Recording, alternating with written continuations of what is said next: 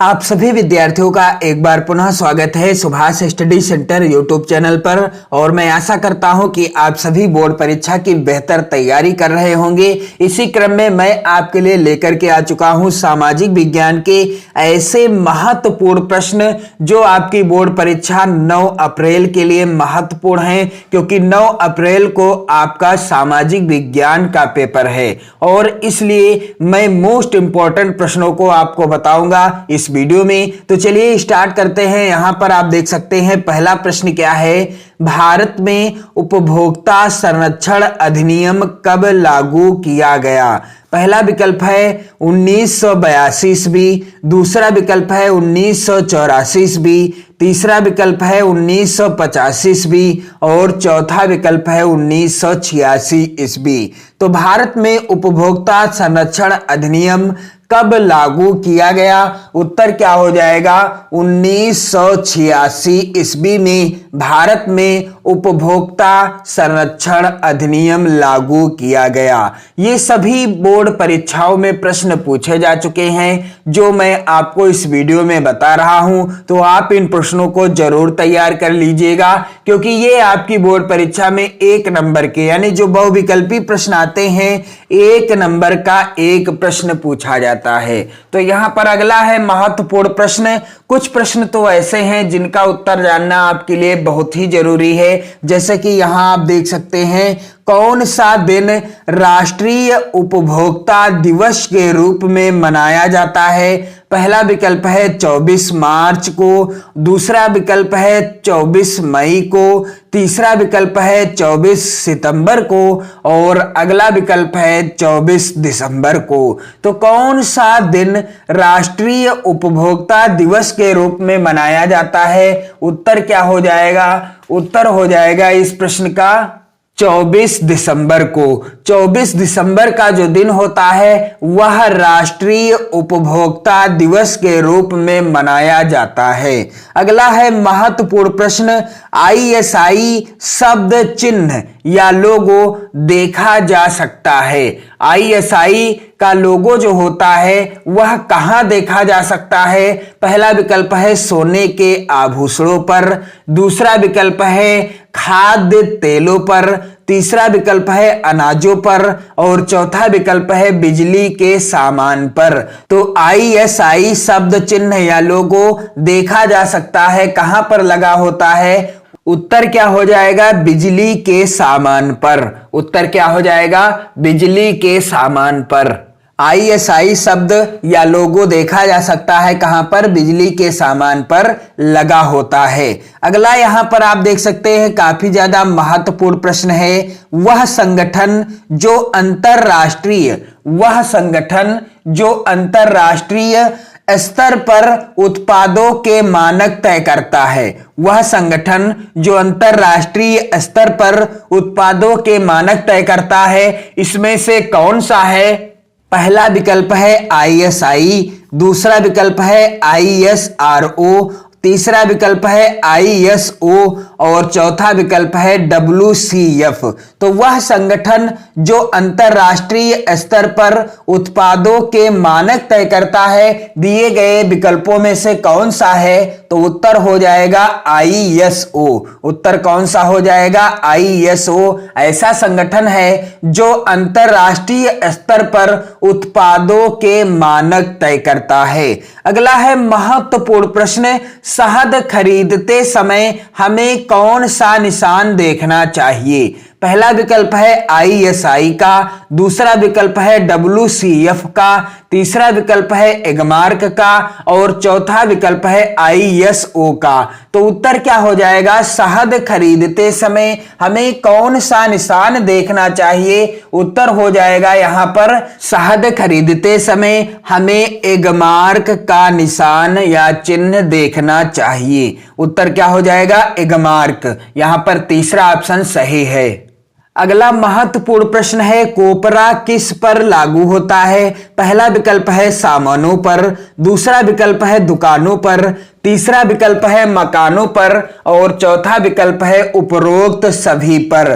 तो कोपरा किस पर लागू होता है? उत्तर क्या हो जाएगा इस प्रश्न का? उत्तर हो जाएगा सामानों पर। कोपरा सामानों पर लागू होता है। अगला है महत्वपूर्ण, हॉलमार्क किस वस्तु का प्रमाणक चिन्ह है?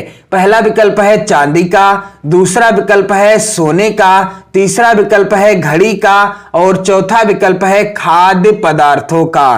तो जो हॉलमार्क का चिन्ह होता है वह किस वस्तु का या सामान का प्रमाणक चिन्ह है? उत्तर हो जाएगा इस प्रश्न का, हॉलमार्क का जो चिन्ह होता है वह सोने का प्रमाणक चिन्ह होता है। किसका? सोने का प्रमाणक चिन्ह होता है। अगला प्रश्न यहां पर आप देख सकते हैं, सूचना पाने का अधिकार अधिनियम कब पारित हुआ? जनवरी 2002 में, मार्च 2004 में, तीसरा विकल्प है अक्टूबर 2005 में और चौथा विकल्प है जुलाई 2007 में। तो सूचना प्राप्त करने का अधिकार या सूचना पाने का अधिकार अधिनियम कब पारित हुआ?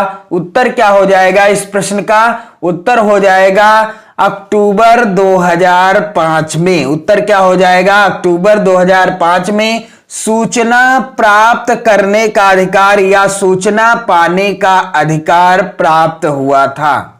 अगला महत्वपूर्ण प्रश्न है, विदेशी व्यापार किनके मध्य होता है? यहां पर पहला विकल्प देख सकते हैं, दो देशों के मध्य, दूसरा विकल्प है दो प्रदेशों के मध्य, तीसरा विकल्प है दो नगरों के मध्य और चौथा विकल्प है दो गांवों के मध्य। तो विदेशी जो व्यापार होता है वह किनके मध्य या बीच में होता है? तो जब एक देश दूसरे देश से कुछ सामान आयात या निर्यात करता है तो उनके बीच होने वाला व्यापार क्या कहलाता है? विदेशी व्यापार कहलाता है। तो विदेशी व्यापार किनके मध्य होता है? उत्तर हो जाएगा दो देशों के मध्य। किसके मध्य? दो देशों के मध्य होने वाला व्यापार क्या कहलाता है? विदेशी व्यापार कहलाता है। अगला महत्वपूर्ण प्रश्न है यहां पर, विश्व व्यापार संगठन की स्थापना कब हुई? पहला विकल्प है 1 जनवरी 1993 में, दूसरा विकल्प है 1 जनवरी 1995 में, तीसरा विकल्प है 1 जनवरी 1990 में और चौथा विकल्प है 1 जनवरी 1985 में। तो विश्व व्यापार संगठन की स्थापना कब हुई? उत्तर क्या हो जाएगा? यहां पर आप देख सकते हैं इस प्रश्न का राइट आंसर है 1 जनवरी 1995 ईस्वी में विश्व व्यापार संगठन की स्थापना हुई थी। अगला है प्रश्न, सर्वप्रथम विश्व व्यापार संगठन या WTO किसके द्वारा शुरू हुआ? सर्वप्रथम विश्व व्यापार संगठन या WTO किसके द्वारा शुरू हुआ? पहला विकल्प है विकसित देश के द्वारा, दूसरा विकल्प है विकासशील देश के द्वारा, तीसरा विकल्प है अल्प विकसित देश के द्वारा और चौथा विकल्प है निर्धन देश के द्वारा। तो सर्वप्रथम विश्व व्यापार संगठन या WTO किसके द्वारा शुरू किया गया? उत्तर हो जाएगा विकसित देश के द्वारा। किसके द्वारा? विकसित देश के द्वारा सर्वप्रथम विश्व व्यापार संगठन या WTO का प्रारंभ या शुरुआत की गई। अगला महत्वपूर्ण प्रश्न आप देख सकते हैं, विश्व व्यापार संगठन का मुख्यालय है। यहां पर पहला विकल्प है वाशिंगटन में, दूसरा विकल्प है लंदन में, तीसरा विकल्प है टोक्यो में और चौथा विकल्प है जिनेवा में। तो उत्तर क्या हो जाएगा? विश्व व्यापार संगठन का मुख्यालय कहां पर है? उत्तर हो जाएगा जिनेवा में। विश्व व्यापार संगठन का मुख्यालय जिनेवा में स्थित है।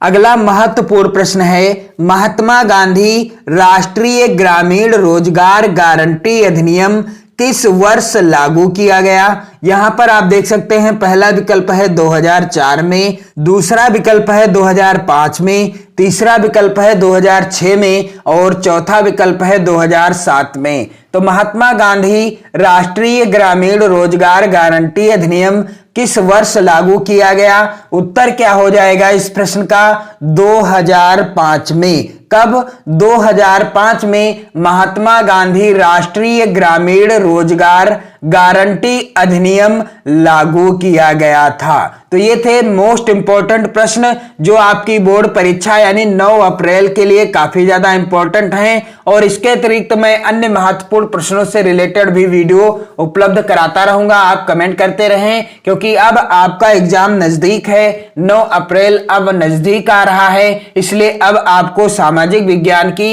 एसएसटी की बेहतर तैयारी कर लेनी है। पढ़ते रहिए, मस्त रहिए, स्वस्थ रहिए। जय हिंद।